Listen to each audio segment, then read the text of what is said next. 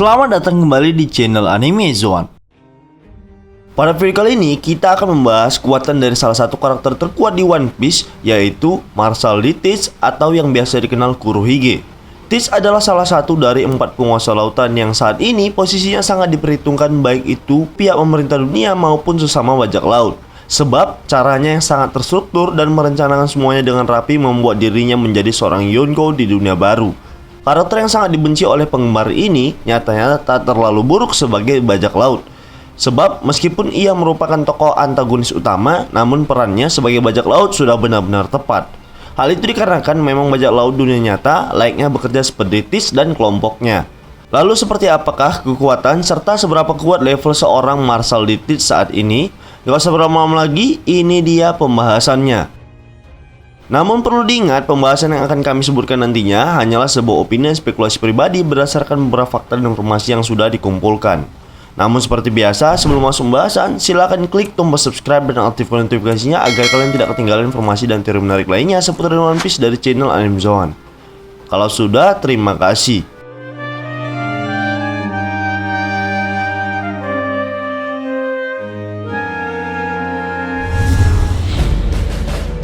Awal pembahasan akan kita mulai dari cerita di mana Teach pertama kali ditampilkan. Saat itu, ia dimunculkan di kota kecil bernama Mocktown. Penampilannya yang tampak seperti pria eksentrik biasa, tak pernah diduga bakal menjadi seorang yang berpengaruh di lautan nantinya. Pertemuannya dengan Luffy pun seperti tak direncanakan. Mereka saling berebut makanan dan mengisyaratkan mereka berdua memiliki pandangan yang sangat berbeda, yang kemudian Kurohige akan menjadi rival atau saingan Luffy di masa depan. Penampilan pertamanya sama sekali tidak mengindikasikan bahwa dia merupakan karakter yang kuat. Namun kita benar-benar mengetahui bahwa Teach memang karakter yang harus diperhitungkan adalah ketika dia bertarung habis-habisan melawan Ace, dimana pada saat itu Ace sudah memiliki nama besar sebagai komandan divisi 2 di bawah kekuasaan Shirohige. Sedangkan Teach sama sekali tidak dikenal oleh masyarakat luas karena kurang populer dan tidak menduduki posisi apapun. Dalam pertarungan tersebut, Ace boleh saja unggul di awal pertempuran. Hal itu didukung dengan kemampuannya yang mahir dalam mengendalikan buah iblisnya. Hanya saja, Teach sudah mengetahui kelemahan dari buah iblis Logia Ace, dan tampaknya dia sudah mempersiapkan segalanya untuk menghadapi mantan kapten tersebut. Akhirnya, duel tersebut pun dimenangkan oleh Teach yang sudah menguasai buah iblis Yami Yami no Mi. Sekedar informasi, Teach mendapatkan buah iblis incarannya tersebut dari komandan divisi bajak laut Shirohige, Touch. Tanpa ampun, Teach berusaha mencurinya dari tangan Touch dengan cara membunuhnya. Sejak saat itu, ia kemudian melarikan diri dan keluar dari bajak laut Shirohige. Petualangan panjang Teach untuk menemukan buah iblis impiannya dan dapat memberikan bajak laut sendiri dimulai ketika ia masih remaja. Saat itu, Teach merupakan seorang bocah yatim piatu yang berharap bisa bergabung dengan bajak laut Shirohige. Hal itu dimunculkan baru-baru ini dalam kilas balik Kozuki Oden. Dari awal, ia memang sudah nampak mencurigakan dan tidak seperti bocah pada umumnya. Bahkan, Bagi sendiri melihatnya seperti monster karena sudah tidak tidur selama berhari-hari. Nah, dari kejadian ini, muncul beberapa spekulasi yang menyebutkan bahwa Teach memang memiliki daya tahan tubuh yang luar biasa, lebih daripada manusia pada umumnya. Setidaknya itu merupakan salah satu keunggulannya. Namun, semua anggota kelompok bajak laut Shirohige tidak mempermasalahkan hal itu dan sama sekali tidak mencurigainya dari awal. Kemudian seiring berjalannya waktu, Teach yang sudah berada di kapal Shirohige selama puluhan tahun akhirnya menemukan buah iblis yang selama ini sudah pelajari dari buku yang berisikan petunjuk tentang buah iblis. Ia menantikan momen tersebut dan terus bersembunyi di bawah bayang-bayang nama besar bajak laut Shirohige. Setelah mendapatkannya, Teach kemudian membentuk bajak laut kecilnya sendiri. Saat itu beberapa anggota yang sudah ditampilkan pertama kali adalah Jess Barges, Van Augur, Dokkyu, dan Laffy. Dirasa belum cukup, Teach kemudian pergi ke Impel Down secara mudahnya dengan memanfaatkan gelar Shibuka yang telah didapatkannya setelah menyerahkan Ace yang termasuk buronan kelas atas. Di Impel Down, ia mendapatkan beberapa anggota yang sangat kuat di penjara level 6. Bahkan cara yang dilakukan Teach cukup kejam, yaitu dengan membiarkan mereka untuk membunuh satu sama lain hingga siapapun yang bertahan itulah yang nantinya akan menjadi anggota kelompok Kurohige. Dari beberapa nama tahanan level 6 itu diantaranya adalah Shiryu yang bergabung secara sukarela karena sudah muak berada di Impel Down, kemudian Sanjuan Wolf, sang raksasa, Vasco Sword, Katarina Devon, dan Avalo Pizarro. Dari sekian nama tersebut, sudah dapat dipastikan bahwa mereka semua adalah orang-orang berbahaya yang bergabung dengan kelompok paling berbahaya pula. Setelah beberapa kejadian, akhirnya Teach kembali menunjukkan kemampuannya di hadapan Angkatan Laut serta bajak laut Shirohige, di mana ia dengan kelompoknya hadir dalam perang Marineford untuk mengambil buah iblis Shirohige. Teach sempat bertarung melawan Shirohige dan terlihat sedikit perlawanan antara keduanya.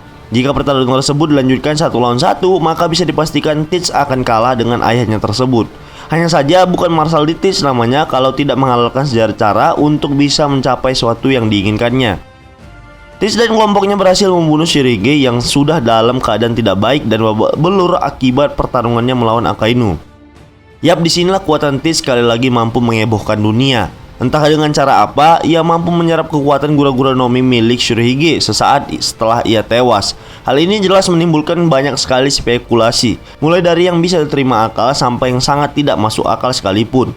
Yap, beberapa di antaranya adalah dugaan bahwa kekuatan Yami-Yami Nomi mampu menyerap kemampuan buah iblis seseorang dan dengan mudahnya memindahkan kemampuan tersebut ke pemiliknya atau ke seseorang yang diinginkan sang pengguna. Teach memindahkan kekuatan tersebut untuk dirinya sendiri, yang juga berarti ia memiliki 2 kekuatan buah iblis terkuat sekaligus. Hal yang dikatakan sangat mustahil bisa dilakukan oleh manusia biasa. Diketahui bahwa Teach merupakan satu-satunya orang yang mampu memiliki 2 buah iblis sekaligus. Yap, dengan memiliki Yami-Yami Nomi sebagai tameng dan penetralisir dan gura-gura Nomi sebagai kekuatan penghancur yang sangat berbahaya, Teach seolah sudah menguasai kekuatan dewa. Hal itu dibuktikan dengan keberanian dirinya untuk bertarung melawan Sengoku sang Buddha. Tanpa rasa takut sedikit pun, Teach berduel dengan sang Fleet Admiral itu. Meski sempat beberapa kali terkena serangan Sengoku, namun Teach masih mampu bertahan dan bangkit kembali untuk melancarkan serangan balik. Serangan Teach pun membuat Sengoku dan orang-orang yang menyaksikannya terkejut. Ia mampu menyerap gelombang shockwave yang diciptakan oleh Sengoku dengan kekuatan Yami-Yami Nomi miliknya. Hal itulah yang membuat dirinya sedikit dibertungkan oleh pihak Angkatan Laut. Dan setelah kedatangan bajak laut rambut merah pimpinan Shanks, Teach memutuskan untuk pergi dan tidak bertarung lagi. Beberapa waktu kemudian, kelompok bajak laut Kurohige yang terkenal sebagai pemburu bajak laut serta buah iblis berhasil menangkap Jewelry Bonnie sebagai tahanan dan pertukaran untuk kapal perang oleh Angkatan Laut. Namun yang mendatangi mereka adalah Admiral Akainu yang terkenal sangat kejam dan tanpa ampun kepada bajak laut. Anehnya, Akainu yang datang seorang diri mampu membuat Teach lari ketakutan dengan alasan belum saatnya untuk melawan Akainu. Dari sini kita bisa menyimpulkan bahwa sekali lagi Teach bukanlah tipe orang yang akan bertarung sia-sia tanpa ada sedikit pun manfaat. Mungkin dia tahu masih ada kemungkinan menang dari Akainu, hanya saja pasti akan ada korban dari kelompoknya, yang berarti hal tersebut hanya mengurangi daya tempur Teach di masa depan.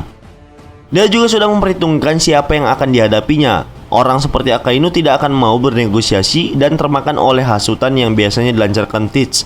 Adu kekuatan dengan orang seperti Akainu adalah blunder terbesar bagi kelompok Teach yang baru saja memulai pertualangannya. Jika kita membahas lebih lanjut tentang siapakah yang akan menang antara Teach melawan Akainu, maka kami bisa menjawab dari segi kekuatan dan pengalaman Akainu akan unggul dan keluar sebagai pemenang. Sebab Akainu sudah sangat paham dengan kemampuan yang dia miliki, bahkan ia berani melawan Shirohige yang sebelumnya sangat disegani oleh siapapun. Apalagi Teach yang mungkin dianggapnya sebagai anak baru yang baru memiliki kekuatan yang luar biasa.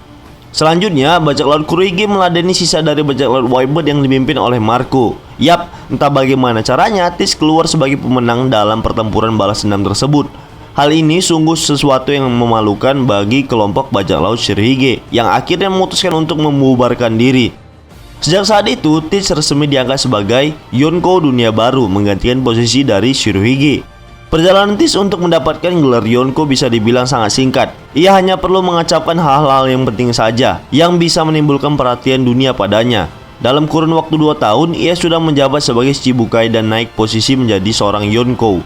Namun menurut kami, hal ini tidak semata-mata hanya berdasarkan kekuatannya saja, melainkan dari rencana dan strategi matang yang sudah ia perhitungkan selama berada di kelompok Shirohige. Jika kita bandingkan kekuatan Teach dengan Yonko lainnya, kami bisa beranggapan bahwa Teach adalah yang paling lemah di antara semuanya. Ya, walaupun sempat dikatakan bahwa semua Yonko itu memiliki kekuatan yang tak masuk akal dan seperti seorang monster, anggapan ini benar adanya untuk 2 Yonko seperti Kaido dan Big Mom. Untuk Big Mom sendiri, selain karena memang tubuhnya seperti monster, kekuatan yang dimiliki Big Mom juga tak kalah hebat. Dengan berbagai homies yang mengerikan serta kemampuan untuk menguasai ketiga jenis haki, hal itu membuat julukan tersebut tidak main-main. Begitu pula dengan Kaido. Rasanya di antara semua Yonko, Kaido adalah salah satunya yang memiliki kekuatan tak masuk akal. Ia seperti tak terbendung. Mulai dari ketahanan fisiknya, pengendalian haki tingkat tinggi, kekuatan buah iblis yang mengerikan, serta pasukan yang begitu besar jumlahnya. Dibandingkan dengan Kaido, Kurohige mungkin akan berpikir 1000 kali untuk bisa menghadapinya. Nah, mungkin jika dibandingkan dengan kelompok Shanks, hal tersebut masih sangat relevan.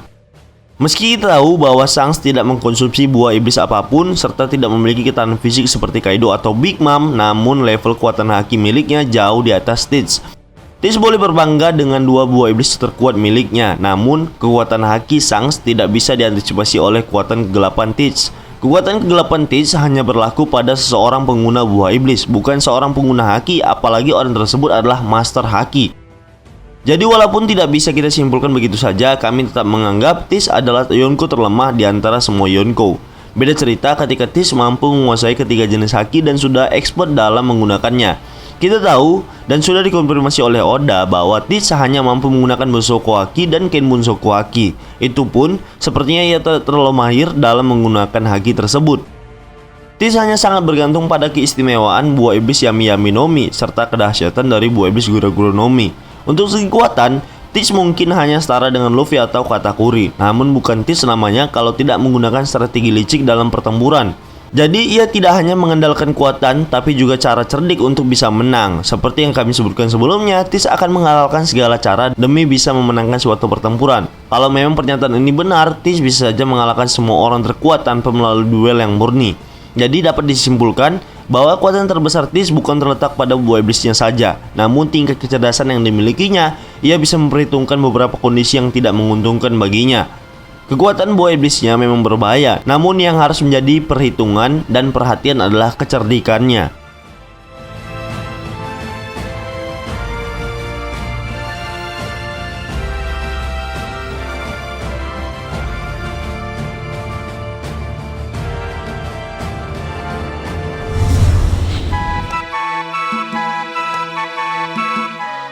Nah, baiklah, itulah tadi pembahasan tentang seberapa kuat martial Stitch atau Kurohige. Namun perlu diingat bahwa pembahasan ini berisikan teori dan spekulasi pribadi berdasarkan beberapa fakta dan informasi yang sudah dikumpulkan. Jika menurut kalian pendapat kami ini masih keliru, kita bisa berdiskusi di kolom komentar di bawah ini, tentunya dengan sopan dan santai. Jika kalian suka video ini, silahkan like, share, dan subscribe. Satu subscribe dari kalian akan sangat membantu perkembangan channel kita ini. And last word, terima kasih.